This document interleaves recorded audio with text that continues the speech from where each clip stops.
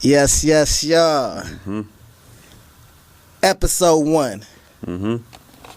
Season 1. Season 1. Hopefully it's minutes ago, but it's definitely Season 1, Episode 1. Shout out to Young Sim, Ab Life Studios for making this all happen, man. You know, we'll be hard-pressed not to, shout out to the person that's making this happen. So, we're going to give credit where credit is due. Young Sim, Ab Life Studios, Ab Life Productions, man. Yes. 100% thank you. And hopefully this continues and grows and grows. So, and if you don't know what we're talking about, what we welcome y'all to, basically, we want to welcome y'all to the newest sports podcast. Yeah. The freshest sports podcast. Yeah. The dopest sports podcast. Absolutely. The Contenders Podcast, man. Can we get a hand clap in this bitch, man? Clap it up, man. Clap Just it up. cuz. One time. Just cuz. One time for your mind. Let a player come through, man. You know what I'm Hey, talking about? Dub, you know how long we've been waiting for this, man. It's been a minute, young. We've been waiting for this a long time. Hey, man, because you know what? We've been doing podcasts, not official podcasts, not recorded podcasts, but, me and my boy Malcolm, man, we go back. My bad. Me and my boy X, we go back a long, long time, man. And as far as the sports thing is concerned, we've been doing it for a while, discussing it for a while. And, we've been, doing podcasts, whether it's on the phone, whether it's live in person, for a long time. We just figured... Intense debates. Exactly. It's about that time to just go ahead and record it live. And that's where we at, man. The Contenders Podcast. And... we want to thank y'all for tuning in. We'll be doing this every Wednesday from here on out. So we just getting started, but we're going to get bigger and better. And so we hope y'all tune in and enjoy what we talking about. But we need y'all to do that. We need y'all to do that. We can't do it without y'all. If we don't get no viewers, we don't get no listeners, None of that. They ain't going to go nowhere. Believe that. We'll be hard-pressed not to at least try it out, see what happens. So here we go. But today is a special day. It's Wednesday. But tomorrow... Yes, sir. Thursday. Yes, sir. We got football back, y'all. And no, we ain't just talking about regular football. We're talking about actual NFL regular season football. No preseason. We talking about stats is counting. Yeah. People got their fantasy teams drafted. Speaking of which, I kind of messed up on mine, but it's all right. I'm going to bounce back. But look, it's getting real. It's getting real, man. Right now, you can't switch up on your team. You got to ride or die with your team. It is what it is, man. Hey, man. But you know what? And I might be hated for this, man, but before we get... First hot take? No, it's, you know what? I don't even know if it's a hot take, young, but before we get deep off into the NFL and into football in general, it's still baseball season. Ah, man. It's still baseball season, man. And we are in Houston, Texas, the west side of Houston, Texas, man. And you know what, man? My condolences go out to anybody who ever lost anything in Hurricane Harvey, man. Man, prayers up. Lost, anything, anybody. My heart goes out to y'all, man. I know how rough it was in Houston, Texas, especially this side of Houston, Texas, the west side. We had a lot of reservoirs that had to be released, man. It was just really, really, really bad over here, man. And I appreciate all the prayers, man. Shout out to JJ Watt. Shout out to the whole Houston Texans. Definitely. Shout out to everybody that, raised money and gave to Houston, Texas, man. We truly, wholeheartedly appreciate everything that has been done for us, man, because you know what? I mean, we're Houston strong, but, we need help, too. Everybody needs help sometimes, and we definitely need help, man. And Hurricane Harvey, it did a number on us, man. Hey, it went on 1-2 jabs, man. Wasn't it beautiful to see the city come together like that, man? Oh, man. I mean, you had the athletes in the city. JJ Watt, I mean, that man, he did that on his own. Is he about 20 million now? Man, I think it was 21 million earlier. 21 million? He did that on his own. Nobody told that man to do that. Nah. Shout out to all the celebrities, all the athletes donating. Shout out to the people of Houston donating, doing their own drives. Yeah. It was a beautiful thing to see, man. Look, Texas, Houston, we are together. We are strong.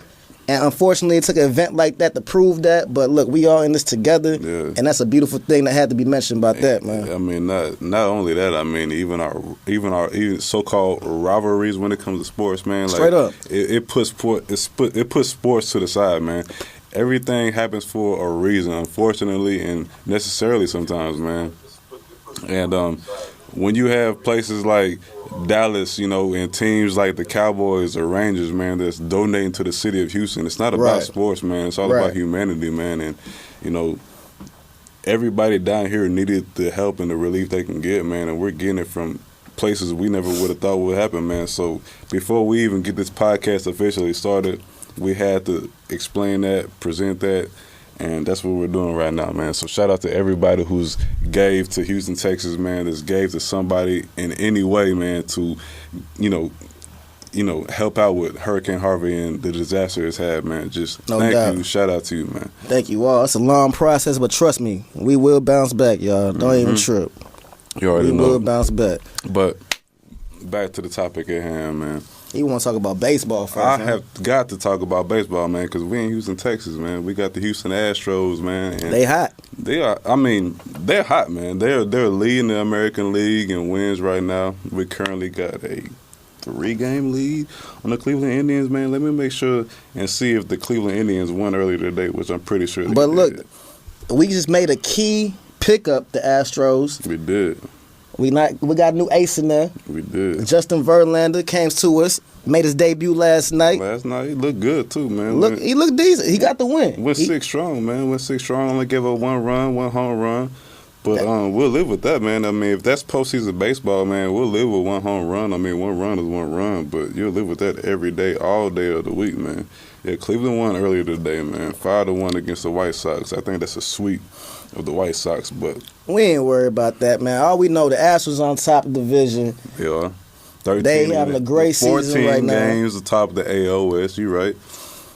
Look, Verlander coming in, Correa back from injury. Yes, sir. McCullers came back tonight. I think we finally almost taking whole shape. Yeah, taking whole shape. I mean, Evan Gattis come back. I mean, we got Carlos Beltran back last night. We're still waiting on Jake Marisnick to come back. And, you know, a lot of people think about Jake Marisnick. They're like, who is Jake Marisnick? Well, Jake Marisnick is a prime defender in the MLB, man. Although his bat may leave a lot to be desired, but, you know, he makes it do when it happens. He has a career high in home runs, career high in OPS. And, you know, his defense is not to be slept on, man. I mean, Jay Marisnick can be a key contributor come postseason time. And while I brought up the Astros is, you know, we have 1 month to go, young. 1 month to go, X. So, you know what that means, y'all? If y'all want to ride this Astros bandwagon, the time to hop on is now. Nah, and even if you're going to hop on now, I'm going to say you too late, man. You should have seen it before All-Star break, man. You should have seen it coming. You know, if you were paying attention to the squad, you know, you would know that this was coming. Matter of fact, if I remember correctly, X, and correct me if I'm wrong, Sports Illustrated had it about. Ooh, don't talk about that cover now. And I'm not shout out Sports Illustrated. Shout out Sports Illustrated, man, because they seen something that nobody else seen, man. But 2 years ago, Sports Illustrated put out an issue that had the Houston Astros as 2017 World Series champs. Now, we haven't got to October, much less the World Series, okay? But the Houston Astros have had the best record in the AL all season long. Definitely. Tied for the most winning streak in the league this season. Yes, sir. Whoever wrote that article, shout out to that man. Because let me tell you, that came out about 2-3 years ago. So they predicted this. I want to know if he got money in Vegas on this. Man. He gotta have some type of money. That'd have been a hot ticket right there, boy. Right? Because that'd have been a hot ticket. He's gotta have some money down on Vegas in this right now, man. Because if he don't, man, he's just hibernating. I wouldn't say he's sleepy. He's hibernating right now, brother. Straight up. But look, Dub, I ain't gonna lie to you. That's enough baseball talk, man. Okay. Tomorrow. Yes, sir. Officially starts Thursday Night Football, Week 1. Oh, yeah. We got real live action. It's happening. We got the Patriots, defending Super Bowl champs Patriots, that I don't even know if a team has ever did this. When is the last time a Super Bowl team has came back into the next season possibly better than it was before? Are they better than they were before? On paper? With Edelman going down? I mean, Edelman just happened, so I mean that's a little. But I mean, they got Brandon Cooks? They do. That could be Edelman's replacement right there. They got the defenders, Stephon Gilmore. Mm-hmm. They had key pieces already stacked on a good. They didn't give up Malcolm Butler in the Saints trade. Okay. Which I'm so upset about, but I'm gonna hold that to later. Yeah, we're gonna keep that. I'm gonna hold that to later. But just the Patriots, man, on paper, you can make a good argument they're better than last season. I can. You can. Anybody can, really. I mean, if you're a New England Patriot fan, I mean, I don't know how you go into this season like not on just a Super Bowl high. I mean, look, my team. I'm a Houston Texans fan, man. Have been, always will be, man. But I can only imagine what it would do for just my personal morale going into a season just on a high because my team won a Super Bowl the previous year, man. I mean, so if you're a Patriots fan, this is nothing new to you. But the way they've been winning, yeah. But the way they came back and beat the Falcons in that Super Bowl, man, 28-3. Nobody's gonna forget that. And you're going into the season on a high. They're like, hey, Tom Brady's 40 years old. He's the GOAT. There's no denying that. He's just the GOAT, man. And look, I'm no Patriots fan. Honestly, I can't stand them, man. But if you don't think Tom Brady's a GOAT, you need to go reevaluate your football knowledge, man. Just period, point blank, period. He's the man, and you should be. Honestly, you should just be grateful to be able to watch Tom Brady do his thing year in and year out and just dominate the league year in and year out. It's almost like, you know what to expect, but can you beat that? But look now, the man getting old. How long can Tom Brady do this, man? Hey. Tom Brady just made 40 years old. He did. You know how many quarterbacks made the Pro Bowl after 40?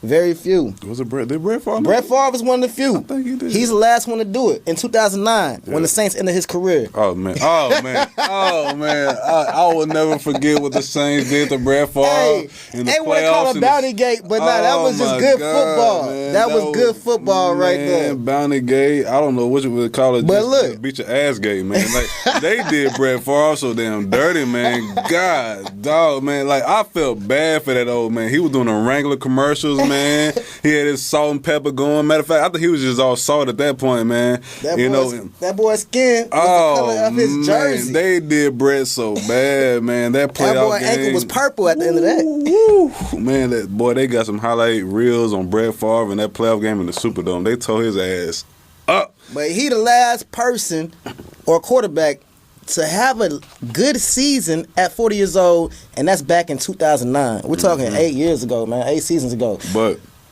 we're talking about the GOAT. Can Tom Brady keep that up, though?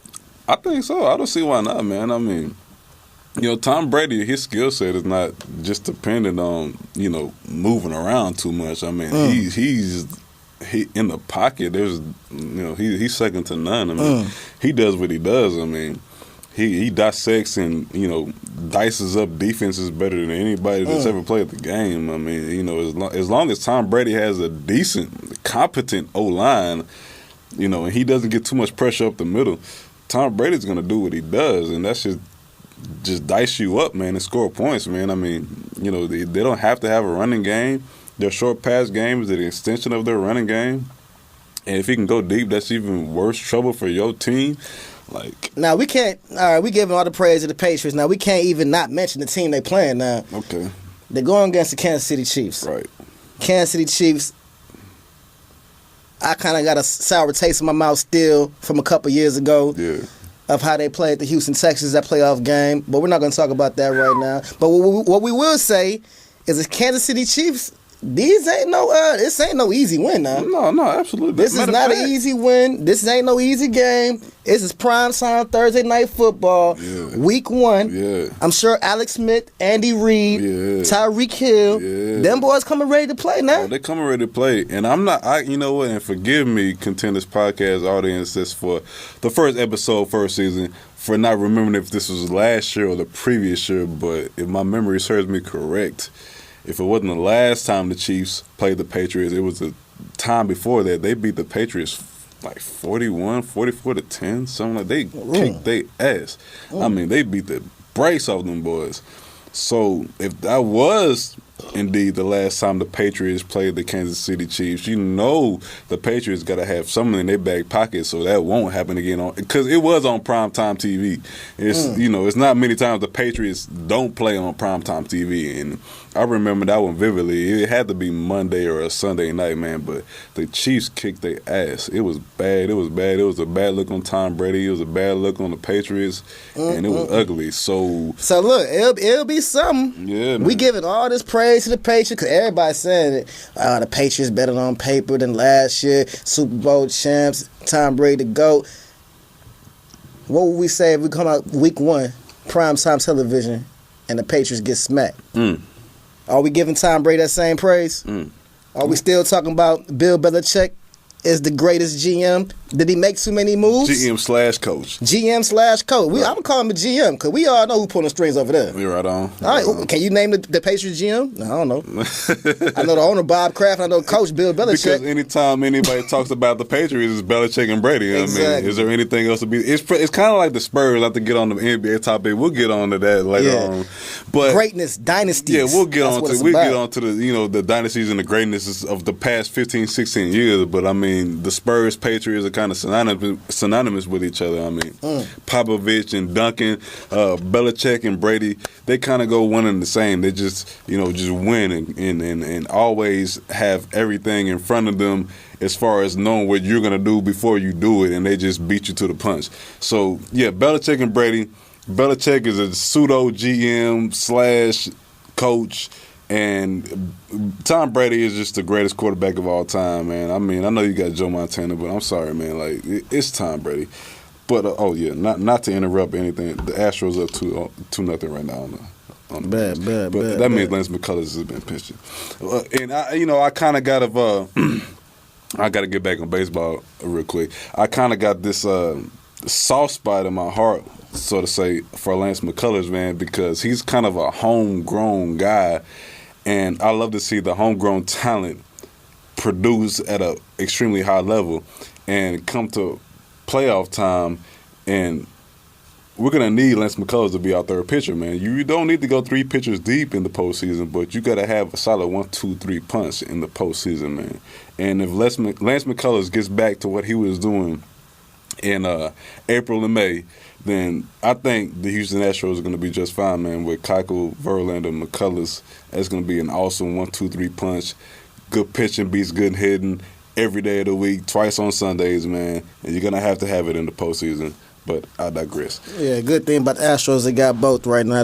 We got big bats for sure, but, we need that pitching, though. Got to have the pitching, man. But, yeah, sticking to this NFL season, though, man, that's the first matchup. But we got to talk about there's been a lot of trades, a lot of free agents pickups, new coaches, new systems. Doug Marrone in Jacksonville. You know what, man?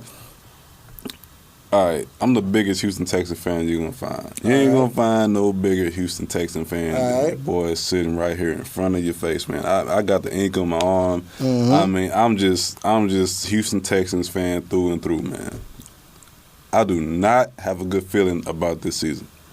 Why you say that? You worried about the division? Are you saying the division got some competition now? What you mean? Not per se. I'm just worried about internal issues, man. Internal issues, man. I'm worried about things that most people, the blind eye, the naked eye, aren't seeing when it comes to the Houston Texans, man. I'm talking about O-line play, O-line depth. I'm talking about secondary issues on the defense. I'm talking about lack of receiver depth. And who the hell knows what the fuck Tom Savage is or will or won't be, man. Okay? Now, we know that when it comes to the draft, we drafted the future, a.k.a. Deshaun Watson. Now, let's talk about the draft now. Let's do that. You know we gave up for Deshaun Watson. We traded up to get him. We did. We gave up a first rounder next year. Okay, yeah. Did we give up too much to get Deshaun Watson, considering that he may not even start? Look, did we give up too much? Honestly, the only way we're going to be able to answer that question fully is when Deshaun Watson gets 16 games under his belt. Because until we know what this guy is going to do and can do on the NFL field against pro competition, man, we won't know if we give up too much. Because if Deshaun Watson turns out to be a bust, definitely you give up too much. But if he turns out to be the franchise QB and you gave up a first-round pick to get him, of course not. Let me say, you want to talk about 16 games? Let's take it back last year, 2016. Okay. With Brock Osweiler. Okay. Did Brock need 16 games to show you that he was who he was? No, absolutely not. Absolutely not. The league now is a show me now league. Mm-hmm. Even though Deshaun Watson's a rookie, has no experience, if we throw him into that fire right now, guess what, as a fan base we want? Because we traded up for him, because he's supposed to be the face of our franchise. When we put him in that game, he better perform. Regardless of whatever's going on, offensive line, depth issues, this is when you trade up for a player like that, you're investing in that player. And you low-key have a commitment to put him in the fire. But the thing about it is, and especially when it comes to what the Houston Texans have done in particular, when it comes to Brock Osweiler and Deshaun Watson, it's something they've never done in franchise history, taking a chance. They've never took a chance on trying to find the franchise guy behind center, okay? So when it comes to Brock Osweiler, yeah, they gave him more money than when you look at his past season, nobody would have gave Brock Osweiler. Hell, he just got cut from the Browns. I mean, 16 mil. Hey, shout out to Brock Osweiler agent, though. That boy finessing the league, boy. God damn. Brock Osweiler owes that man a steak dinner, a few of them. Man, pay for that nigga kid's college tuition or something, boy, because damn. I mean, God, dog. But anyway, the Texans took a chance on Brock Osweiler, man, which, if you're a Texan fan, you was hoping they would finally do, because we never had anything other than moderate QB play besides 09 Matt Schaub. 09 Matt Schaub was a quarterback that was just playing beyond anybody thought Matt Schaub would play in. He led the league in passing that year. He made the Pro Bowl, won Pro Bowl MVP, but that was just 1 year. I mean, that was 1 year out of many years of Matt Schaub. And everybody knows Matt Schaub is just, at best, barely above average quarterback. That's all he ever was going to be. But on any given day, he was just average. He was a backup. Don't forget, he was Mike Vick's backup. He was a backup. Mike Vick. We're talking about Mike Vick. But that's neither here nor there, man. So when it comes to Deshaun Watson, you can't throw the kid in the fire that early and expect to produce at a high level and fault him for it when you have the flaws that the Texans have on the O-line. They're not healthy in the backfield as of now, and they got the deficiencies they do on the back end of their defense. Granted, the defense is their strong point of their team, but the strongest point of the Houston Texans team is their front seven. It doesn't get any better than the Texans' front seven. But in the back end, after losing A.J. Bouye, after losing Quentin Demps at the safety position, man, they're not as strong as they were that was number one overall last year on defense. With that said, it's all going to come down to what Tom Savage can do with hopefully competent O-line play and a backfield that's kind of in shambles right now. And the defense with J.J. Watt coming back, with Jadeveon Clowney coming off a Pro Bowl appearance, with Whitney Merciless hopefully blossoming in his prime, and with a multitude of young players on their front end stepping into the fold, let's get to it, figuring it out, man. Are they going to be better than last year, man? Yes or no, man? They made the playoffs last year. They made out the first round, lost in second. Let's stop with all the book. Are they going to be a better team this year? No. Ooh. I don't think the Houston Texans are going to be a better team this year. But when I say that, that doesn't mean that they won't go 9-7 again. Is 9-7 a good season though? No. Are we accepting 9-7? How long can a Texans fan keep selling out these damn games, keep tailgating the parking lots for a 9-7 season, for mediocre seasons? As long as they keep making the playoffs. As long as they keep bringing people to the game and making the playoffs. And winning the division. I mean, it is what it is. And like you said earlier, it's not what you would hope. 9-7 is not a great season, definitely, but 9-7 in the AFC South wins the division and gives you a playoff berth. In the AFC South, exactly. And like you were saying earlier, you're kind of getting worried. Look, them Jags, they young on defense. They got some key pieces now. Absolutely. Tennessee, they young. Absolutely. They got some key pieces now. Absolutely. Indianapolis. Let's say, man, I will say this: going into this game on Sunday, man, I will be there. All right, it's gonna be loud. It's gonna be versus Jacksonville Jaguars at NRG Stadium. Jaguars, man. Liberty White. I will be there, man. So if you're gonna be there, holla at your boy. But I will be there. It's gonna be live. It's gonna be a lot of emotion in the building because of Hurricane Harvey and everybody. You know JJ coming out with some kind of flag. Man, he's doing something. If he don't have the Texas flag and the American flag together, man, I don't even know what he's doing with his life, man. But I will be there, man. And look, this is the thing that I'm worried about when it comes to this game in particular. Not the season as a whole, just this game in particular, man. You got this O-line in flux. Dwayne Brown still hasn't showed up.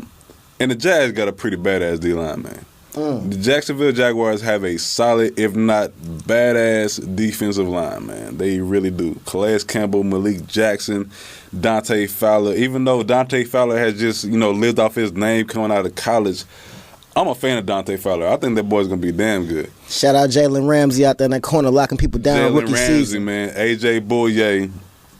It's gonna be. You gonna shout out AJ Bouye? I'm gonna shout out AJ Bouye, the former Texan. Oh yeah, absolutely. On the Jags, absolutely. Because I'm one of the guys that was hoping they was gonna keep him. Nah, he was too expensive. He was way too expensive at that time. But with the Brock Osweiler move and the Browns move, we was able to retain some money that probably would have kept AJ Bouye, but he left before that even happened. So that's neither here nor there, man. Look, man, is the Texans getting a win against the Jags week 1, man? What's going on? They're gonna win.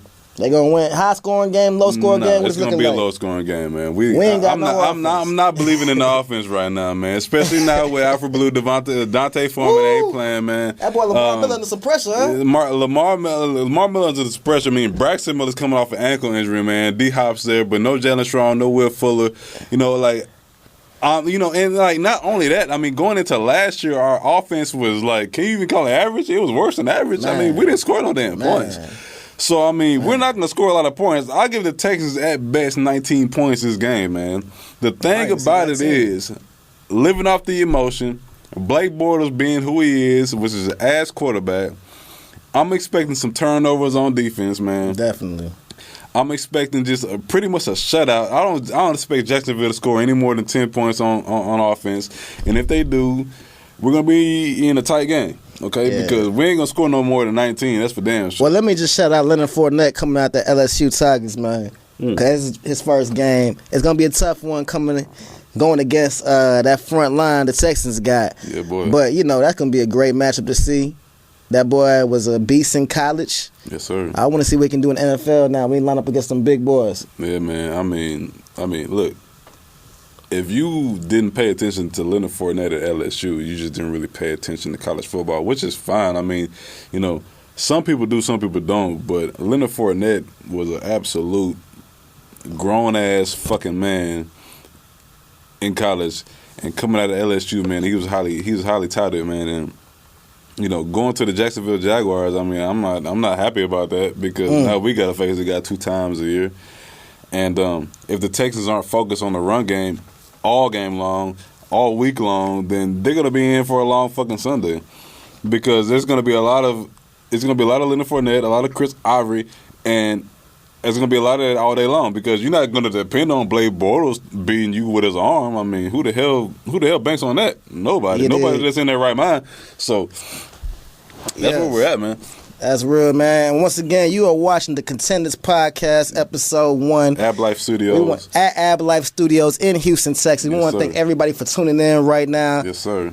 I go by the name of AV8R X. Yeah. This is Y-Dub. And shout out to Simeon Montgomery on the engineering tip. Yeah, we want to shout out everybody tuning in right now. Shout out to Cantrell, man, my boy in Louisiana, man. What's good? Shout out to AJ, my boy Corey, David, everybody out there, man. Thank y'all for tuning in, man. We appreciate that. Appreciate that, man. That's good luck, man, because we've been planning on this for a while. Like we said at the beginning of the podcast, we've been pondering on this for a little bit, man, but we just trying to get something going. I mean, me and X, man, like that's my brother from another, man. Like, it's one of my day ones here, man. Indeed. This is one thing we do with a passion, man. If we don't do nothing else, we're going to talk about sports with a passion, man. So this is going to be something we're going to try to keep going, keep flowing, man. And if y'all going to rock with us, man, we're going to rock back. So appreciate that, man. Real Indeed. talk. Now, we've been talking a lot of Houston talk.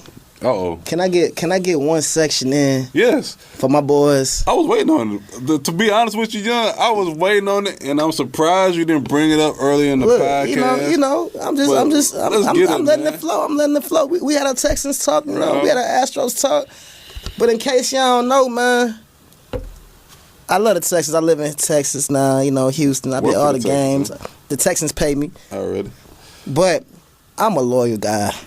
Since day one, I've been a Saints fan. Yeah. And I gotta talk about my Saints, man, because we got a whole new look. That's something that we ain't had in a long time. We used to Drew Brees throwing the ball 40, 50 times a game. I know what you're finna say. I know exactly what you're finna say.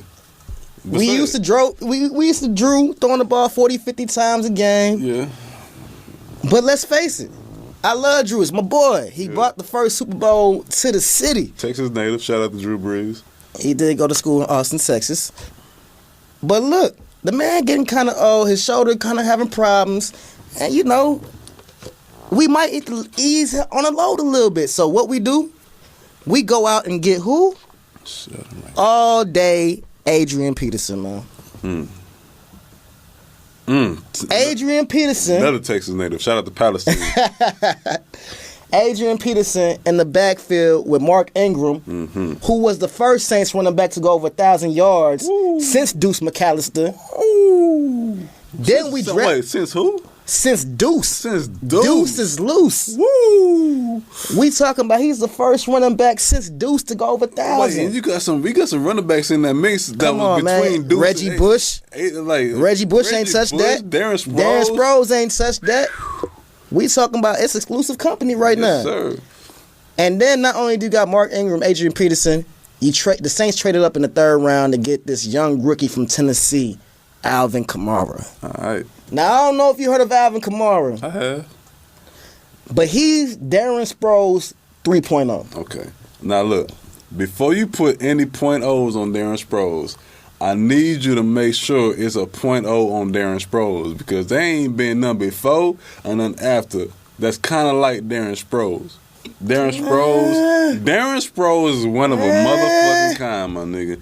And I'm just tired of people saying, hey, this is Darren Sproles, the new coming of Darren Sproles 2.0, whatever. Why is Darren Sproles one of a kind? Because Darren Sproles can do it all. Return kicks, return punch, receive at the backfield. And that's what players are coming out and doing right now. Not like Darren Sproles. He may have been one of the first. They weren't doing it as Darren Sproles was doing it. Let him do it like Darren Sproles is doing it and then say it's Darren Sproles 2.0. Don't put a tag on the man before he does what Darren Sproles does. Look, no respect to Darren Sproles. We know he was one of the first, but the league now, Darren Sproles type of players, that's common. Look, you need a back that's going to catch balls in the backfield. You need a back that's going to return. You need a back with speed. You can't just have a... You're right. No, I'm not disagreeing with that.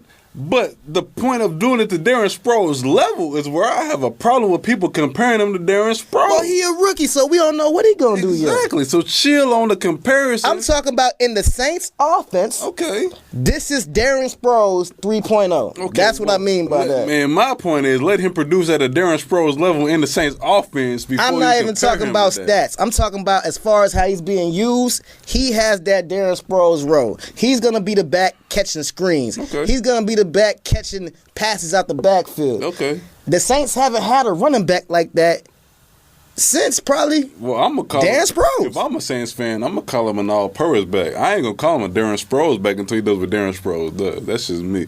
But to each their own, my nigga. So look, my point is this. He's going to be the back out the backfield to catch the passes, make the plays, give him the ball in short field. He'll break it off and get you by 80 yards if he has to. All right on. The Saints haven't had this much running depth in a long time.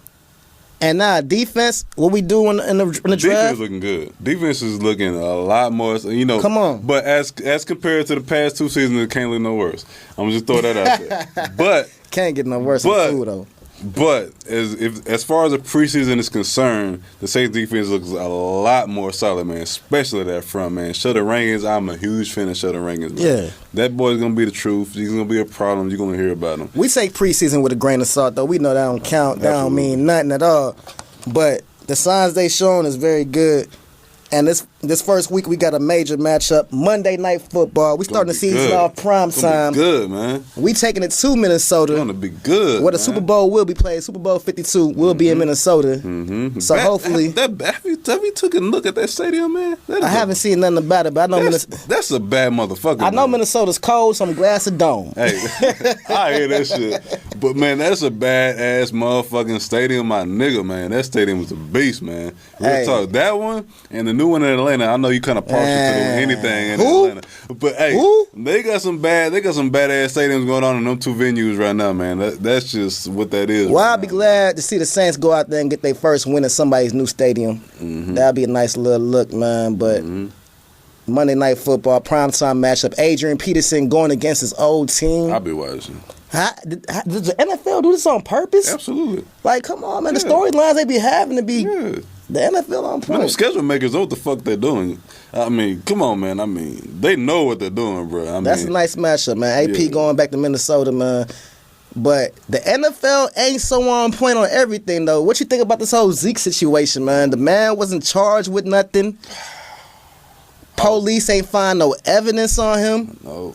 But yet, Roger Godell and his NFL goons gave this man 6 games. Roger Godell. Is there anybody in America that likes this guy besides his wife and his parents and his immediate family members? Every season, this boy Roger Godell got a scandal going on. He got his foot in something, right? I mean, look, Roger Godell, man. I mean, as far as Ezekiel Elliott is concerned, man, like, my heart goes out to Cowboys fans, man. It really does. And it hurts me as a Texans fan to say that. Granted, we ain't got no damn history with y'all. We ain't got no rivalry with y'all. I really don't even understand what the rivalry is about. I don't give a fuck. But nonetheless, man, Zeke should not miss no time this year, man. I mean, until evidence, clear-cut evidence is proven against this man is doing something against whoever the fuck is pressing charges against him. Until that's proven and put up on the table, man, he shouldn't miss no games, man. But like, who is the NFL to that's what they do. Disrespect Dallas Police Department, Irvin, Arlington, whoever police department investigated these so-called incidents that didn't bring up no charges against this man. But the NFL wants to tell us that, you know what, there's enough evidence to suspend this man 6 games. Yeah. They like to play judge, jury, executioner, and all that shit. That's kind of Goodell's MO. He likes to do what the fuck he wants to do. There, man. I'm straight, bro. I'm trying to get his mic straight, nigga. Hey, man. It's season 1, episode 1. Hey, like we said, season 1, episode 1. Hey, y'all seen it live, man. Y'all don't hold this against me, man. I'm just trying to do it. I'm trying to make it do what it do, man. Y'all know what it is. But Roger Godell is pretty much doing Roger Godell things, man. And I'm going to just, I'm not going to say what I want to say, man, because it'll probably deter a lot of people that are going to watch this podcast. Man, say how you feel. Nah, man. I can't do that, man. This is the goddamn it's our shit, goddamn. Roger Goodell's a devil. Ooh! He's a fucking devil, man. And you know what? He's a devil, man. And, he doesn't care about he doesn't care about any evidence. He doesn't care about, any clear-cut piece of evidence or anything that has to do with that. He's just going to do what he feels he wants to do. And you just go check Roger Goodell's history, man. Anything that he hasn't done has not been done. If he wants it done, he's going to get it done. Whether that's suspending somebody for 6 games, Tom Brady, Ezekiel Elliott, hell, I can't even remember all the players he suspended. I mean, I can go back to what's his name for the Browns, the wide receiver. What's the guy's name? Gordon. Yeah, Josh Gordon. I mean, smoking weed, beating women up. I mean, deflating footballs. It doesn't matter. But all right, where all this really stems from, though, right? What's that, young? Ray Rice. Oh man, the Ray Rice incident got the NFL so shook up. They any incident that comes up after that dealing with any domestic violence. Especially domestic violence. Especially that. They have to be tough now because of the PR hit they hit last time. Yeah. And now, it's kind of backwards to me. What is it really about? You had a guy like Ray Rice that they seen the videotapes on him. Mm-hmm. They seen police reports on him. Mm-hmm. And they handled it one way. Get rid of him. Has anybody seen Ray Rice since? Is he selling cars or something? He might be at Don McGill Toyota over there on I-10. He might be over there selling cars right about now, man. I mean, ain't nobody heard from Ray Rice. Man, last I heard Ray Rice, it had him doing some NFL puppet type shit. Talking to rookies at the symposium. Man. Don't be like me. Don't be like me because, you beat your woman up in the elevator, man. Just make sure they ain't got fucking cameras in that motherfucker, Let's not go there. Let's not go there. Yeah, man. I mean, it was pretty ugly, man. I saw that. That's some pretty graphic images, man. I mean, it wasn't nothing nice to see. Nothing how but my point is this, though. Yeah. The NFL seen evidence like that in those tapes and gave them, what they gave them the first 2-3 games or something like that? Yeah, something like that. Now we are 2 years later, something like that. You got Ezekiel Elliott with no concrete evidence, just some he say, she say type stuff, and they suspend this man 6 games. Took that Stephen A. Smith. There's an APB out on Ray Rice. Ray Rice is gone, milk carton. And nobody ever heard from Ray Rice ever again. I mean, I think the NFL dropped the ball on this one, man. If you gotta be consistent. Yeah, you gotta have some consistency here. No evidence, no charges filed, and you get this man 6 games regardless. I know now Zeke, he done had a few incidents now. Oh yeah, more than one. It ain't just been like one thing or twice and then. But hey, the one thing the NFL is consistent about, as far as these matters are concerned, is Roger Godell doing what the fuck he wants to do. If he doesn't like it, he doesn't think whatever he whatever he believes in is going on, you suspend it. You as good as suspended, man. Pretty much. He don't care about no fucking evidence. He don't give a damn about what no judge, jury got to say. He is the judge and jury. Get out of there.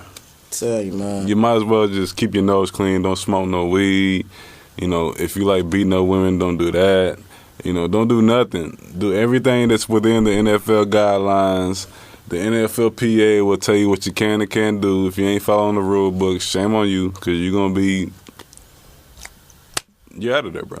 So, But yeah, man, the Zeke situation, now I don't know what he did. I don't know him personally. Mm-hmm. I don't know nobody he hanging with. I know the girl he was with. It could be true. But I'm just saying, if the evidence ain't out there, he ain't get arrested or nothing like that. Who was the NFL to make those type of decisions? But hey, that's a whole nother situation, man. But Godell, yeah, that boy acting like a dictator. Yeah, that's what he does, though, man. Blonde hair, blue eyes. And speaking of dictatorship, or should we say slave ship? Uh-oh. What you got? I got to talk about it, man. What you got? I got to talk about Kaepernick. You know I was going to bring it up. I was hoping you wouldn't. Nah, you know I had to. Yeah. So here we are going into week 1. 2017 NFL season. Yeah. Colin Kaepernick is still not on an NFL roster. Okay. Now, Doug, let me ask you this. All right. Skill-wise, physically-wise, mentally-wise, history, is there any reason Colin Kaepernick doesn't belong on an NFL roster? No, absolutely not. Absolutely not. And I think most people watching this or hearing this could probably agree on that. And if you don't agree on that... 16 touchdowns and 4 interceptions last year on the trash team. On how many games? It wasn't even the whole season. No. 16 and 4. We're talking about the guy a few years ago who led his team to the Super Bowl. Mm-hmm. We're talking about a Super Bowl quarterback here. Because he decided to take a kneel during the national anthem, certain people ain't like that. I'm not going to say who these certain people are, but I'm going to just say certain people didn't like that. Don't say certain people, say all 32 owners, because they didn't. Well, if you want to say the 32 owners, they're not the only ones that didn't like that. GMs, all 32 GMs. GMs, some fans. Oh, yeah. Some coaches. Oh, yeah. Some players. Oh, yeah. Some Hall of Fame players, a.k.a. Ray Lewis. Did Ray Lewis forget where he came from? I think Ray Lewis forgot about everything that he went through in his career. Did Ray Lewis forget at one time this man was being tried for murder, possibly? Mm-hmm, that white suit. But he want to talk about Colin Kaepernick, a man who's never broken the law. Yeah. Committed no crime. Yeah. But he's a distraction to the team. You know, it's pretty sad when becoming an advocate of of non-police brutality will get you out of a job, my nigga. Because literally the only thing that Colin Kaepernick has ever done was just take a kneel during the American anthem for things that he believes in. And the reason why this man doesn't have a job is because no NFL team wants to be associated with an advocate of police brutality, bro. I mean, that's it's it. a PR move. That's it. It's PR. No team wants that attention, and no team wants him on their team. But you know what, Dub? I'm calling that bullshit. Mm. You want to say that's a distraction? What about players like Ben Roethlisberger that's been charged with rape? Mm-hmm. Rape. It's well known, too. Yeah. Charged. Oh, yeah. That means when you get charged, you have to have evidence behind that to charge you with this. Was he a distraction to the team? I'm sure he was.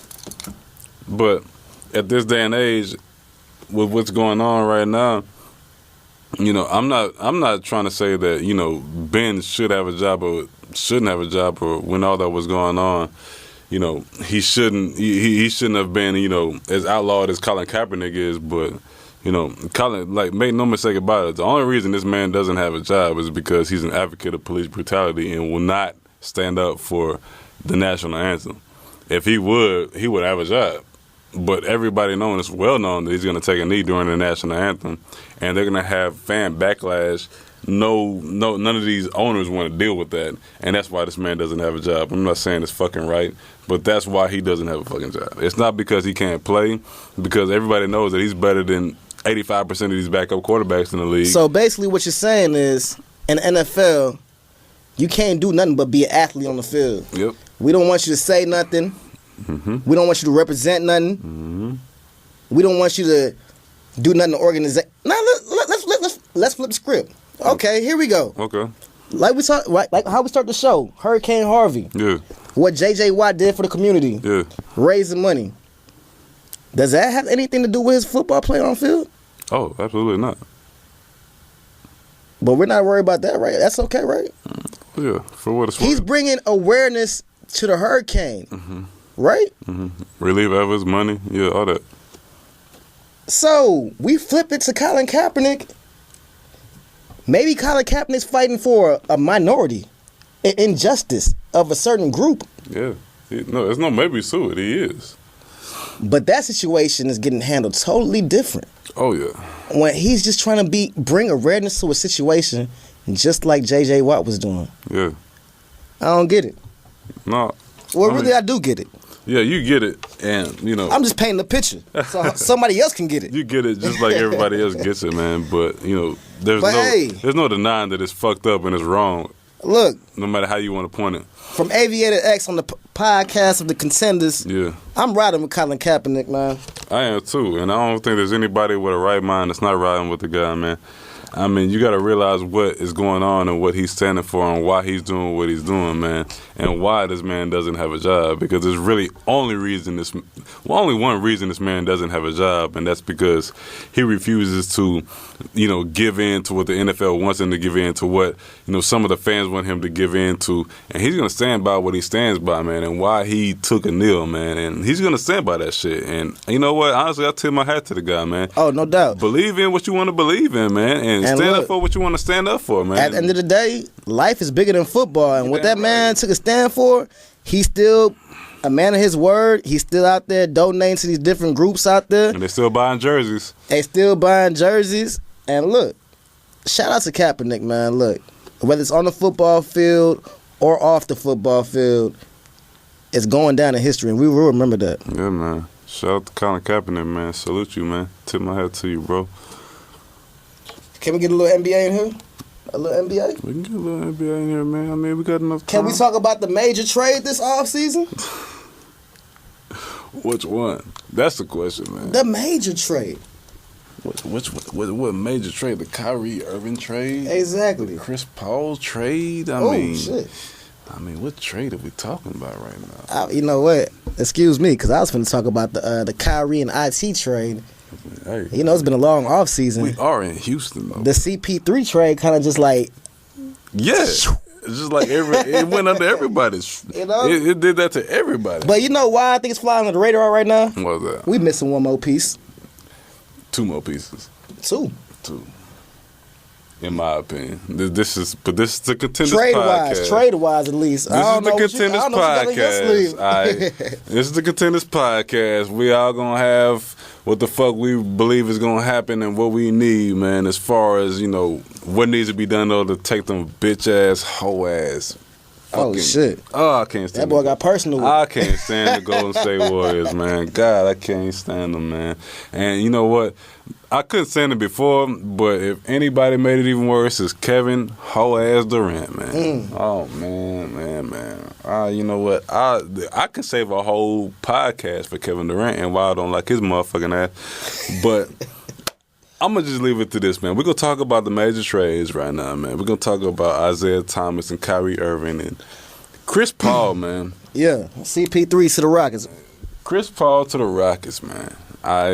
Now, a lot of people look at the Chris Paul to the Rockets trade and be like, okay, what does that really do for the Rockets? Because they had an all-pro, all-star point guard in James Harden who took that role as a point guard last year and kind of made his name as a point guard last year. He led the league in assists last year. He averaged 29 points per game last year. What is Chris Paul really going to do for the Houston Rockets? Well, I will tell you what Chris Paul is going to do for the Houston Rockets. Chris Paul is going to take a lot of those assists away from James Harden, which is not a bad thing per se, because James Harden can still pass the fucking ball, okay? Chris Paul is still going to have to sit on the bench, okay? So Chris Paul is going to take pressure off of James Harden that, honestly, in my opinion, he didn't really fucking want, all right? Now, as a Rockets fan, I wanted to believe that James Harden was ready for that role. I wanted to believe that James Harden was ready to take a team over head and shoulders and be like, hey, this is what we need to do to get above the best teams in the Western Conference in order to either get to the ship or win the ship, or at least get to the Western Conference and compete. But he's not. How many times have we seen this out of James Harden, man? Now, don't get me wrong. Regular season James Harden is a beast. He should have won MVP. Should have.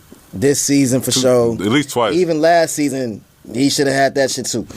But, man, we got to talk about playoff James Harden, though, man. I don't want to, man.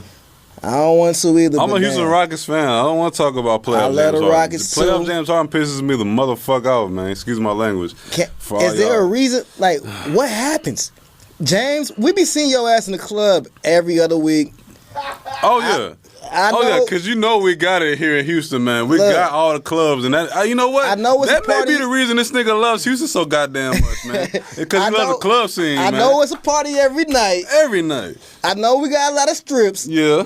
But, bruh, you ain't got to be out there every night. James Harden loves strippers. He loves strippers, man. Yeah, but he don't love the playoffs, though. He don't love the playoffs, man, because pressure bust pipes, my nigga. Hey, you know what? That's why we need a nigga like Chris Paul on the team. Yes, sir. Check his ass. Because I'm going to tell you something, man. I feel like we've been missing real leadership from the team. Now, James, you know, I ain't call him a leader. You know, he tried to step up. He tries. Had these off-season workouts. You Get know, an A for effort, nigga. You know, they be in L.A. working out, you know, posting Instagram videos. Drew League and shit. At the Drew, him and... Hey, shout out to Chris Paul for going to the Drew League, though. That's some real stuff right there, man. I like that look. But it takes more than that. We need to see the James Harden when you in the thick of the moment, the NBA playoffs. If you have a bad game, I could take that. But hey, if you ain't hitting your shot, throw them downs like you do. I would love to say that we didn't know what was coming, young. X, my brother. But if you really paid attention to the league, and James Harden was going to be your main horse, your main guy, the head, the face of the franchise going into the playoffs, going into crucial moments in the playoffs. If you followed Oklahoma City, he was the sixth man against that game, in that game against the Spurs, you kind of saw that shit coming, man. Look, my excuse for that one is he was young. He was young. God damn it, he ain't young no motherfucking more, man. Not no more. He's a seasoned vet. He's a seasoned NBA vet, and we still seeing the same shit that he showed us against the Spurs when it really mattered. There's no way it should be happening right now, man. But like I said, man, that's why we need somebody like Chris Paul on the team to check him for these antics, especially that last game. Game 5? What the fuck was it, to be honest with you? I have never seen nothing like that. You know what?